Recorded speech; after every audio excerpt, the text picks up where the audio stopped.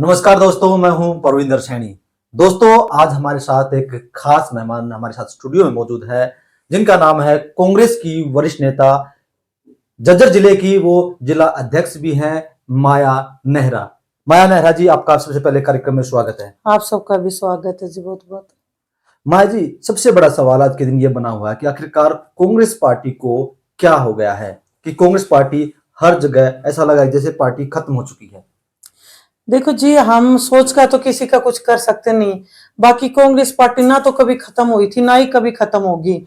आप सबको पता है कि जो बीजेपी वाले हैं, इनको कोई गांव में घुसने तक नहीं दे रहा था, फिर भी ये पार्टी बड़े उस पे आई है। तो उसका सिर्फ एक ही एक ये कारण है कि कहीं ना कहीं इन्होंने जगह जगह अपनी ईवीएम मशीन में गड़बड़ी की है, जो कि साफ देखने को मिलती है। हम पेशे से वकील हैं, हमने हर जगह के क्लाइंट आते हैं, हम खुद भी जाके देखते हैं। हर जिले में, हर गांव में एक ही बात थी कि आपकी बार तो कांग्रेस सरकार आ रही है। हर किसी की जबान पे थी, विपक्ष के भी हैं और पक्ष के भी। बीजेपी वाले खुद कहे तो भी कांग्रेस सरकार तो आ गई आपकी, बच्चा बच्चा की जबान पे था। फिर भी अगर इतने बड़े पैमाने पे ये हार जीत क्या गई जो कह रहे हैं, वो सिर्फ ईवीएम मशीन की गड़बड़, हम इससे ज्यादा कुछ नहीं कहेंगे। हम जनता के दिलों में कांग्रेस पार्टी राज करती थी, करती है और करती रहेगी। सच्चाई तो ये है जी। आपने जैसे कहा कि ईवीएम में गड़बड़ी है, आपके प्रदेश अध्यक्ष भी इस बात को उठा रहे हैं कि ईवीएम में गड़बड़ी है। अगर बात करें बजिंदर सिंह जो कि पूर्व सांसद हैं, जो कि 32 वोटों से चुनाव हारे हैं, उन्होंने साफ तौर से कहा है कि ईवीएम में कोई गड़बड़ी नहीं हो सकती। वो आईएएस रह चुके हैं। जब वो इस बात को मना कर रहे हैं तो आप लोग इतने दावे से कैसे कह सकते हैं? जहां पर आप लोग चुनाव जीतते हैं वहां पर ईवीएम में कोई गड़बड़ी नहीं होती, जहां पर आप चुनाव हार गए वहीं पर गड़बड़ी। क्या ये नया बहाना है? देखो, हम नहीं, बहाने की कोई बात नहीं है। उन्होंने क्या बात सोच की, किस लिए कही, हम किसी के माइंड को पढ़ नहीं सकते। 140 करोड़ की आबादी के सबके अपने अपने अलग अलग विचार हैं। कोई इस ईवीएम मशीन के पक्ष में है, कोई विपक्ष में है। पर आप महाराष्ट्र में भी देख लीजिए, जगह जगह। मैं तो बस एक ही बात सबसे पूछना चाहती हूँ, भाई गांव में, किसी भी गांव में बीजेपी वालों को घुसने तक नहीं दे रहे थे। ये तो धरातल की बात है। जब किसी गांव में घुसने नहीं दे रहा, उस गांव में से 99% बीजेपी की वोट मिल जाए, तो ये तो आंख भगवान ने दे रखी, दिख रहा है, कान से सुन रहा है।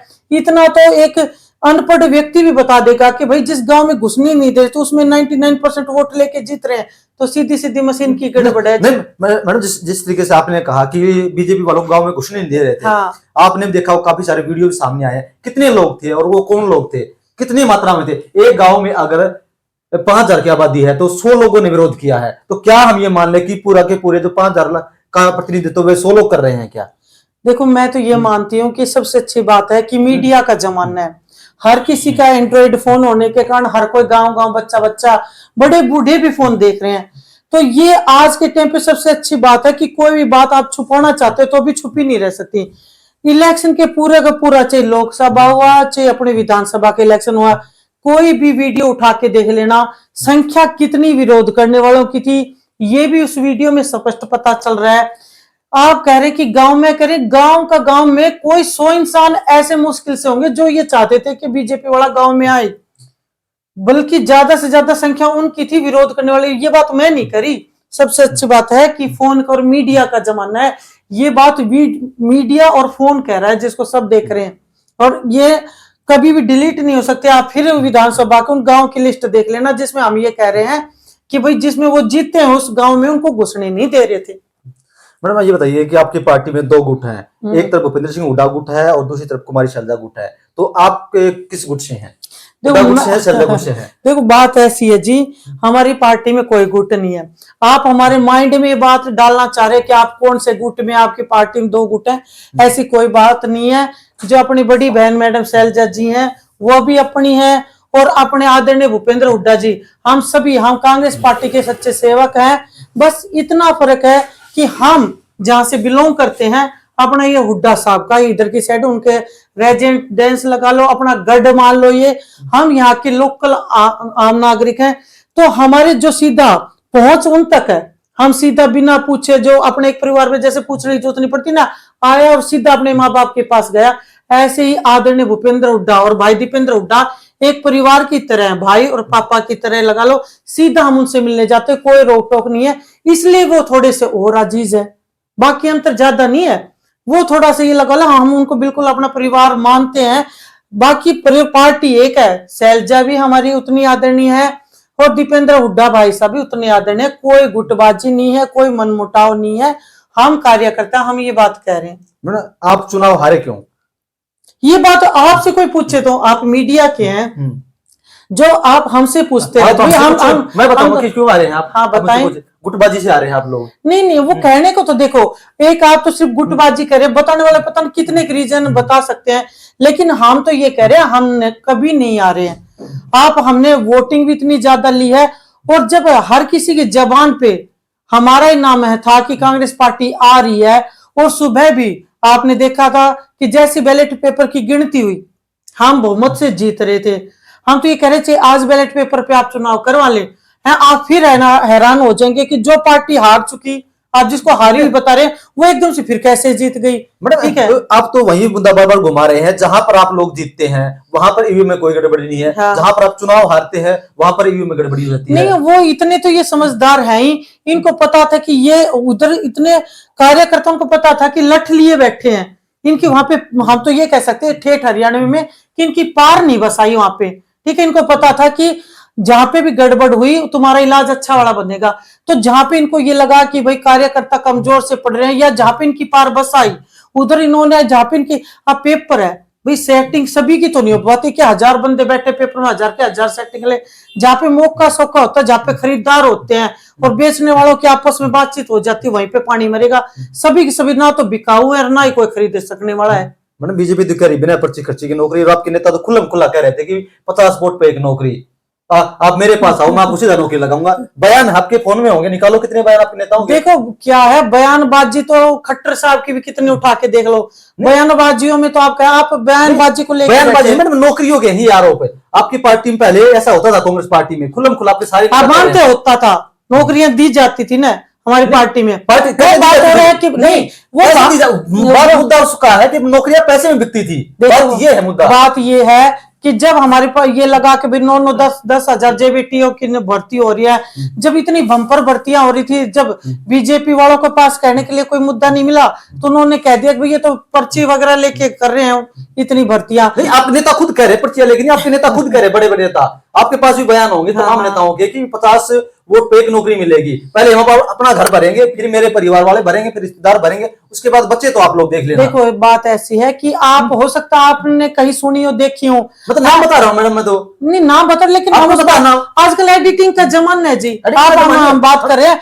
हो सकता है आप मेरी जबान से भी निकला और दिखा दे कि खर्ची पर्ची चली है, एडिटिंग का जमाना, हो सकता है किसी ने एडिट कर दियो, मेरे सामने नहीं कहा, मैंने खुद होगी रिकॉर्डिंग कर रखी है कई नेताओं की, तो हमारे रिपोर्टर है हर जगह, उनके बयान हैं। देखो हो सकता आप अपनी जगह ठीक है, लेकिन हम कांग्रेस पार्टी में हमने किसी नहीं, मैं बिल्कुल माने, हमारे सामने ना तो किसी ने कही है, ना हमने इतने भाई जाते हैं हर जगह विधायक के टच में, हमारे सामने कभी किसी ने इस टाइप की कोई बात नहीं की। हमेशा यही कही है अपनी सरकार आएगी तो फिर भर्ती होंगी, अच्छे से बम्पर भर्ती होंगी, फिर उसके बाद चाहे कोई कुछ कहे जाए। मैडम आप विरोध की वीडियो देख लेते हैं, लेकिन अब ये पक्ष की वीडियो नहीं देखते जब आप नेता ऐसे बोलते हैं। नहीं सब तरह की देखते हैं हम तो, लेकिन वाली बात है ना कि बहुत से ऐसे खिजियानी बिल्ली खंबा नोचे अंगूर खट्टे हैं। दूसरी पार्टी अपनी जगह ठीक है, अब वो उसको खुद पार्टी को ये नहीं पता था तुम सत्ता में आ रहे हो, वो खुद आज तक सदमे हैरान है।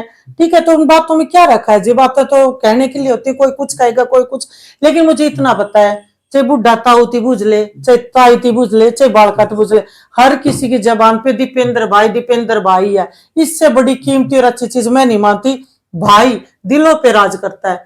अगर दिलों पे राज करता तो वोट क्यों नहीं मिली? वो वोट कह रहे वोट मिली हमें, ठीक है हमें वोट मिली, लेकिन वो ईवीएम मशीन है उसका जमाना इन्होंने चला रखा। जब यहाँ से बैठे हम अपने रॉकेट को कंट्रोल में कर सकते, तो ये तो ईवीएम मशीन है जी। ठीक है, मैडम दिल्ली में चुनाव आयोग ने सभी पार्टियों को 5 दिन समय दिया था कि अगर कोई ये कह रहा है कि हम हैक कर देंगे, कुछ गड़बड़ी कर देंगे, तब तो आपकी पार्टी ने कोई सवाल नहीं उठाया। नहीं हमारी पार्टी सवाल उठा रही है जी, आपको नजर नहीं आ रही, हमारी पार्टी तो उसी दिन से सवाल मैडम, जब आप चुनाव हारते तब सवाल उठाते, जहां पर चुनाव जीतते आप वहां पर सवाल नहीं उठाते। नहीं देखो हम कह रहे जो चीज पानी जहां पे मरे वहीं पे तो उठाएं। अब जहां पे हम कह रहे कि जहां पे ठोस बैठे कार्यकर्ता, जहां पे उनको पता है कि भाई यहाँ पे तो ना तो कोई बिकाऊ ना कोई खरीद रहा है, ठीक है, उधर तो ना जहां पे उनका पानी मरा, जहां पे उनको ये लगा है कि गड़बड़ हो सकती है, वहीं पे उन्होंने गड़बड़ करी है। हमने आवाज उठाई है, लेकिन वो वाली बात है सेंटर में सरकार इनकी है, यहाँ पे इनकी आ चुकी, तो फिर ये तो है, आप जानते हैं, ये तो ना बनते तो ही अकबर बरगा रूल ये तो लागू कर देते फरमान, ये तो फरमान जारी करती है बीजेपी वाले। इनको किसी से मतलब नहीं होता कि भी कोई मानने को तैयार है या नहीं है, किसी के हित में है या नहीं है, ये तो एक फरमान जारी करते हैं हर चीज का, बस कि आपको यह मानना ही पड़ेगा। जैसे आप कह रहे हैं कि आपकी पार्टी के अंदर हरियाणा में कोई गुटबाजी नहीं है, हाँ। सब एक हैं। हाँ। लेकिन जो आपके राष्ट्रीय अध्यक्ष है खड़गे जी, हाँ। उनका बयान सामने आया है, हाँ। उन्होंने साफ तौर से कहा कि अगर गुटबाजी नहीं होती तो हम चुनाव जीतते। तो क्या वो झूठ बोल रहे हैं, क्या उनका आकलन गलत है? अब ये बताइए। क्या उस टाइम भी इंटरव्यू आप ही ले रहे थे? किनका? जब खड़गे जी कह रहे थे उस टाइम भी आप ही बैठ के? नहीं, मैं नहीं बैठा था। बयान उनके, मैं आपको सुनवा दूंगा। हाँ, हाँ, अभी का बयान उनका। हाँ, तो वही बात है, फिर बात एडिटिंग की चलेगी। आपने आमने सामने देखा हो तो मैं मान लूंगी, फिर मैं उस बात पे बहस नहीं करूंगी। आप तो ये कह रहे हैं सब झूठ बोल रहे हैं, हम भी झूठे हैं, सब कैमरे भी झूठे, सब कुछ झूठा है। नहीं, मैं ये नहीं कह रही कि सब झूठे, लेकिन मैं आपको एक बात कह रही हूँ कि आप वही बातें कहे जो आपके सामने आमने सामने हुई।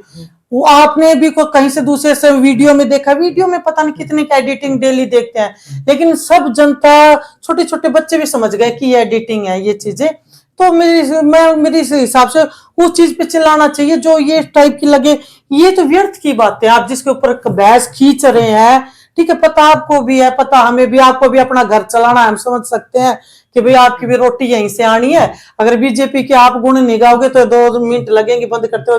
मुझे कोई आपसे दिक्कत नहीं है, मुझे आपसे कोई दिक्कत नहीं है, आप अपनी जगह ठीक है, हम आपको सपोर्ट ही कर रहे हैं आप जो, लेकिन कम से कम मैं गलत नहीं बोल सकती, मैं झूठ नहीं बोल सकती, ठीक है। हम तो जो बयान आपको बयान बता रहे, हम तो जो बयान आपको बयान आपके पास सारी आप अपनी जगह से ठीक है, मैं कह रही आपको घर चलाना है, आप ठीक है, लेकिन आप मुझे ये फोर्स नहीं कर सकते कि मैं भी कुछ झूठ बोलूं। है हमारा जो घर है वो अपने कोर्ट से चल रहा है, कोर्ट में भले जो है देखा जाएगा, लेकिन ऐसे झूठ नहीं बोलेंगे जी। चुनाव हुए काफी समय बीत चुका है, हाँ। शीतकालीन सत्र भी बीत चुका है, हाँ। लेकिन अभी तक नेता प्रतिपक्ष कहाँ है? ज्यादा जल्दबाजी है जी, आपको कुछ जल्दबाजी है, जनता को जल्दबाजी, जनता ये चाहती है, क्योंकि बात आपको ये पता है कि विधानसभा में सबसे अधिक अगर समय मिलता है तो नेता प्रतिपक्ष को मिलता है, विपक्ष के जो विधायकों में होता है, और वो जनता की आवाज को उठाता है। तो ऐसे में हर कोई ये चाह रहा है कि हमारी विपक्ष की आवाज को कोई ना कोई उठाए। हम भी तो यही देख रहे हैं, हम यही तो देख रहे हैं कि कितना इंटरेस्टेड है पब्लिक कि हम कब बने। भाई आप कह रहे कि हम तो हारे हुए हैं, फिर क्यों इतना इंटरेस्ट दिखा रहे हैं कौन बना कौन? हमारी मर्जी, आराम से मंथन करके धीरे धीरे बनाएंगे, क्योंकि हमें पता है कौन बनना है। आपको भी पता है कौन बनना है? हमें तो नहीं पता। नहीं, आपको पता है, नहीं पता, आप इतने अंतर्यामी हो चुके कि महाभारत वहां पे चल रही है, आप और हम संजय बने बता रहे हैं कि कौन मरने वाला है, किसके तीर लग चुका है, तो ये भी आपको हमें पता है। हमें नहीं पता, आप बताइए सारा ही काफी है, लेकिन कोई बात नहीं, किसी चीज का अनवास चल रहा है तो कोई आप भी टेंशन ना ले, हम भी टेंशन ना, हर रिजल्ट जरूर आ जाएगा, बता देंगे आपको, थोड़ा सा समय आने दे। देरी क्यों है उसके पीछे भी कारण होते हैं, जरूरी नहीं है कि बहुत से कारण होते हैं, ठीक है जी, बहुत से अपने बैठे हैं इतने महान अपने अध्यक्ष ऊपर, वो समर्थन करें, देख रहे, बाकी सबको पता है कि एंड में बनना कौन है, इसलिए हमें कोई टेंशन ना, टेंशन वो ले जिनको ये लग रहा है तुम धर्म संकट में। मैं आपसे एक सवाल करना चाह रहा हूँ, आप ये कह रहे हैं कि सबको पता है बनने कौन बनना है, तो आप उसका नाम बता दीजिए कौन बनने वाला है। छोटा सवाल है, आप नाम बता दीजिए। आप माना कि आप चला कर, लेकिन मैं भी पैसे से वकील हूँ, ठीक है, थोड़ी से दिन है, रुक जाए या पता लग जाएगा, क्यों टेंशन ले रहे हैं? भाई रिजल्ट आ गया विधानसभा का, आप खुश हैं, ठीक है, हम भी खुश हैं, क्योंकि हमें पता है भाई नेता प्रतिपक्ष कौन बनने वाला है, हमें कोई टेंशन वाली बात, अपने गढ़ में से बनेगा ये सारा काफी है, अपने आदरणीय ही बनेंगे जो भी बनेंगे, ठीक है जी, कोई टेंशन वाली बात नहीं है। मैडम सबर का फल मीठा होता है, थोड़ा सा सबर करें। पिछले दिनों राज्यसभा चुनाव हुआ था, जिसमें किरण चौधरी राज्यसभा में पहुंची, और एक बार फिर से उपचुनाव होने जा रहा है, हाँ जी, कृष्णलाल पवार की सीट पर। हाँ जी। तो इस बार क्या आप लोग किसी को खड़ा करेंगे? पिछली बार भी आपने किसी उम्मीदवार को खड़ा नहीं किया था। देखो बात यह है कि हर चीज का कारण होता है कि क्यों नहीं खड़ा किया था, ठीक है, आपको भी पता है, चाहिए खड़ा तो तब करें जब नंबरिंग इनके पास है सारी, हम तो इनेलो को मिला लें, चाहिए हम मिले, हमारे पास इतनी कोर्ट है, कागज के हिसाब से चलती है, बिल्कुल ठीक है, एविडेंस के हिसाब से चलती है, तो इसमें भी आपको पता है कि अभी संख्या उनकी ज्यादा है, लेकिन फिर भी ऐसी बात नहीं है कि हम अभी खड़े नहीं हो, अभी समय है, देख रहे हैं, मंथन कर रहे हैं, भाई जैसे समीकरण आंकड़े बढ़ेंगे उसके हिसाब से जरूर काम करेंगे, ऐसी बात नहीं है। मैडम आप सवालों को बड़ा घुमाती है। आपने कहा कि आप लोगों के पास आंकड़े नहीं है। अब मान सकता हूँ फिलहाल आंकड़े नहीं है। जिस टाइम किरण चौधरी गई थी उस टाइम विपक्ष के पास आंकड़ा था, हाँ, बीजेपी के पास 42 थी, आप लोगों के पास दुष्यंत चौटाला ने कहा था मैं समर्थन देने को तैयार हूँ, फिर भी हुड्डा साहब ने मना कर दिया था। तो क्या हुड्डा साहब ने बीजेपी के साथ कोई सेटिंग कर रखी है क्या? देखो हुड्डा साहब क्या मुझसे फोन करके पूछेंगे पहले कि नेहरा मैडम आप बताएं भाई मुझे क्या करना चाहिए? अगर उन्होंने भाई मुझे, मैं इतने भी बड़े पद पे नहीं बैठी हूँ कि हर कोई मुझे बताए, मुझसे पूछे है। मुझे इस बारे में देखो कोई अपडेट बार बार मिनट मिनट में नहीं करा है, पर मुझे इतना पता है अपने जो बैठे उनके ऊपर इतना यकीन है कि जो भी डिसीजन लेंगे समीकरण को देखते हुए बड़े अच्छे से लेंगे, ठीक है, कोई जल्दबाजी नहीं करेंगे। और मैं मानती हूँ क्या जो भी होगा अच्छा होगा, हमारी तरफ से भी भेजे जाएंगे, क्या होगा वो बैठे हैं स्पेशल एडवाइजर। हुड्डा साहब की कोठी खाली करने के आदेश दिए गए हैं, तो क्या कहेंगे आप? आपने पढ़ लिया आदेश? क्योंकि इतने अभी अपडेट नहीं हूं मैं यहाँ पे स्टेटमेंट दे दे भाई हाँ आदेश हो गए हम करेंगे नहीं, मैं आपसे आपके ब्याह पे फिर मैं जरूर बता दूं। क्या आपने वो पढ़ ली? पढ़ लिया मैडम मैंने। आपने पढ़ लिया तो आपके ब्याह पे हम कहते हैं मुझे अभी इस बारे में ज्यादा अपडेट मैं नहीं हूँ, जिस चीज में मैं अपडेट नहीं हूँ उसमें कोई भी स्टेटमेंट टिप्पणी देना ठीक नहीं होगा, ठीक है? तो इसलिए मैं इसके बारे में कुछ बता नहीं सकता भाई, मैंने पढ़े नहीं है, बात ये है। एक मैडम आपके लगातार आपके संगठन के ऊपर सवाल उठते हैं कि आपका काफी लंबे समय से आपकी पार्टी या संगठन नहीं है, तो हाँ क्या पार्टी संगठन खड़ा करेगी? देखो जी बात यह है, इसे मैंने थोड़ी देर पहले भी जवाब दिया, ये पार्टी के ऊपर डिपेंड करता है। अगर उनको संगठन की अगर जरूरत महसूस हुई तो वो जरूर संगठन तैयार करेंगे। अगर उनको ये लग रहा है कि बिना संगठन भी काम चल रहा है, सब कुछ ठीक ठाक काम सुचारू रूप से हो रहा है, तो ये तो जो ऊपर बैठे हैं उनकी मर्जी के ऊपर चलेगा, उनको जैसा ठीक लगेगा उचित लगेगा। हम उनके सिपाही है, जो भी वो हमें आदेश देंगे हम उसके ऊपर खड़े हैं। हम इतनी कोई टेंशन लेने की हमें जरूरत नहीं है, टेंशन लेने के लिए ऊपर वाले बैठे हैं। मतलब एक हवा चल रही है कि कुछ लोग कह रहे हैं कि रोहतक के बड़े सारे कांग्रेस के नेता जो हैं वो बीजेपी ज्वाइन कर सकते हैं, तो क्या आप भी उन लोगों में शामिल हैं? क्या आप हवा को मानते हैं कि हवा चलती है? आप मानते हैं ये बात हवा चलती? तो थोड़े दिन पहले तो कांग्रेस की सुनामियां चल रही थी, आप क्या कहते हैं? तो वो सुनामी कहाँ गई हमारी? आप हवा को तो मान लिए, सुनामी आपसे माननी नहीं जा रही। मैं करी बच्चा बच्चा बूढ़ा बूढ़ा पूरा मीडिया यूट्यूब में सुनामी चल रही थी, वो दिखाई नहीं दी आपको। ये वाली हवाएं, ये छोटी ये चक्रवात सुनामी, ऐसे में आप बैठे रह गए। मैं इन बातों पे विश्वास नहीं करती। क्या आप जाएंगे बीजेपी पार्टी में? नहीं, कभी भी नहीं, कभी भी नहीं, ठीक है? क्यों जाए भाई? जब जाता है कोई घर छोड़ के, जब घर परिवार वालों में कमी हो, मम्मी पापा काका ताऊ किसी में कमी हो, कोई अच्छा हमें ट्रीटमेंट ना कर रहे हो, व्यवहार ना कर रहे हो, उनकी वाणी उनकी बातों से ऐसा लग रहा हो हमारे साथ सब कुछ हमारे, देखो जो भी है हमें अपने बच्चों की तरह रखते हैं, हमारी हर बातें जो मानने लायक होती है उनको मानते भी हैं। हमारे घर में इस टाइप का कोई वो नहीं है, मैं इसको घर मानती हूँ, आप जिसको कांग्रेस पार्टी मानते हैं इसको मैं घर मानती हूँ। और हमारे घर में सब हमसे अच्छे से व्यवहार करते हैं, हम उनसे करते हैं। ऐसा हमारे घर में कोई भी ऐसा नहीं है जिसके कारण मुझे घर छोड़ना पड़े। घर वही छोड़ते हैं जो घर से दुखी पा जाते हैं, घर के इंसानों से दुखी पाते हैं। मैं अपने घर वालों से बहुत खुश हूँ, मेरा ऐसा कोई विचार है नहीं। मैडम पिछले दिनों किसानों ने काफी सारे आंदोलन किए थे, तो अब हार के बाद कई किसान नेताओं के बयान भी सामने आए हैं। उन्होंने कहा है कि हमने कांग्रेस के पक्ष में माहौल बनाया, लेकिन हुड्डा साहब उसको बुला नहीं पाए। भाई उसके बारे में मैं क्या कहूँ, उन्होंने क्यों जवाब दिए हैं? कह रहे हैं यहाँ पे बहुत से इंसान हैं, उनके मिनट मिनट में माइंड चेंज करते हैं।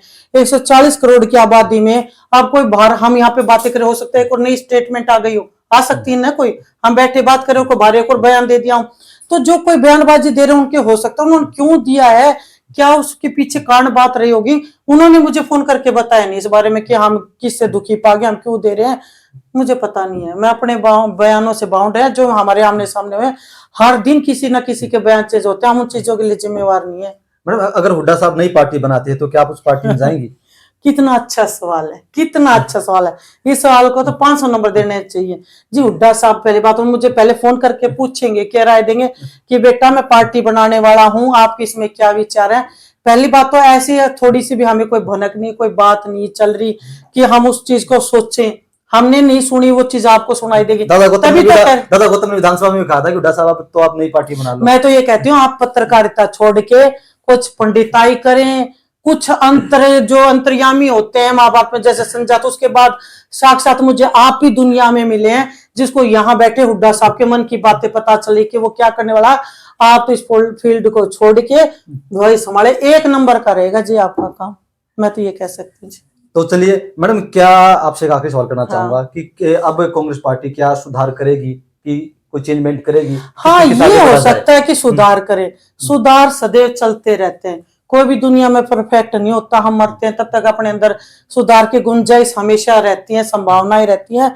हाँ, तो इस बात पे मैं आपकी पे सहमत हूँ। देखो, मैं आपकी बातों पे सहमत भी हूँ, ऐसा नहीं मैंने हर आपकी बात को वो किया है, ठीक है। तो नहीं, मानते मैडम, जहां जहां आपकी हमें तो मेरी लगे। सारी बातें चुभ रही हैं कि नहीं नहीं हर चीज नहीं, में गलत बोल रहा हूं नहीं, मैं मुझे तो। पता है आपके घर का, आपका पापी पेट का सवाल है। आप अपनी जगह ठीक है, मेरी बात बहुत अच्छे से समझ रही, इसलिए मेरे चेहरे पे स्माइल है, ठीक है। मेरे चेहरे कोई पे दिक्कत ज्यादा स्माइल है, नहीं, आप वीडियो देख लेना, आपसे ज्यादा मैं हंस रहा हूँ। नहीं, कोई दिक्कत वाली इस चीज के लिए बात नहीं है। आपको तो फिर भी हमारे पसीना, अंदर जो भी आपको तो फिर भी पसीना आया हुआ है, तो मत आप ये देखने कि नहीं, ऐसी कोई बात नहीं है, ठीक है। हमारे में जो भी संभाव ये तो जो भी संभावनाएं होंगी सुधार की, हम जरूर करेंगे, ऐसी बात नहीं है, सदैव करेंगे। तो चलिए दोस्तों, सुना आपने जो कांग्रेस की जिला महिला अध्यक्ष है झज्जर से, उनका साफ तौर से ये कहना है कि जो भी अच्छा लगेगा कांग्रेस पार्टी को, उसमें जरूर सुधार किया जाएगा। और कहीं ना कहीं कांग्रेस पार्टी अभी भी ये मानकर चल रही है कि वो ईवीएम की वजह से आ रहे हैं, हार का कोई कारण नहीं है। जबकि उनके कई बड़े नेताओं के बयान सामने आ चुके हैं जिसमें वो साफ तौर से गुटबाजी को और ये कह रहे हैं कि उनके पास संगठन नहीं था, उसकी वजह से हारे हैं। तमाम चीजों पर चर्चा करने के लिए माया जी आपका बहुत बहुत धन्यवाद। बहुत बहुत धन्यवाद जी।